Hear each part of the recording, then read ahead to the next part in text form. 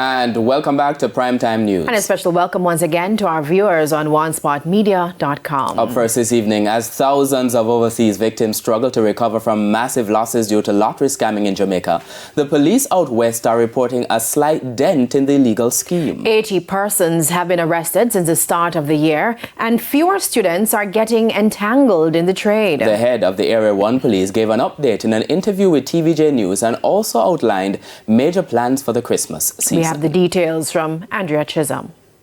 Say the parishes St. James, Westmoreland and Hanover, and some persons will automatically think of lottery scamming activities. Scammers from Jamaica have fleeced over $300 million a year from victims. The Lottery Scamming Task Force, along with partners including the Major Organized Crime and Anti-Corruption Agency, have been hot on their heels in the Area 1 Police Division. When I look at 2022, we have seen the manifestation of those operations resulting in over 68 persons being arrested just last year.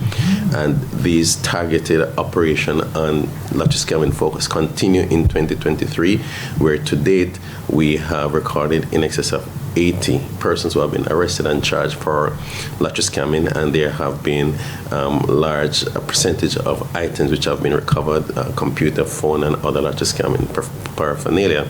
The ripple effects are far-reaching. ACP Clifford Chambers says major crimes such as murders and shootings have collectively decreased in Area 1. Overall, in Area 1, based on the targeted approach of scammers and their associates, we're seeing an 11% reduction in major crimes. This is over 107 less major crimes compared to the previous year. Now, as the Christmas season approaches, the police are working to maintain law and order in the Montego Bay Commercial District. Police data show that from January 1 to October 28, there were 13 reported robberies, 22 fewer than the same period in 2022. We will be ensuring that we keep a close tab on the business community. We will have robust patrol in the Montego Bay community. We'll have the elite quick response team that provides that agility in and around the capital. We will be installing registered in some of these business establishments for which officers will have to go there mandatory, show their presence, and ensure that their presence is properly recorded. We will be augmenting our CCTV in and around the space, which are now part of the Jamaica Eye Project. Andrea Chisholm, TVJ News.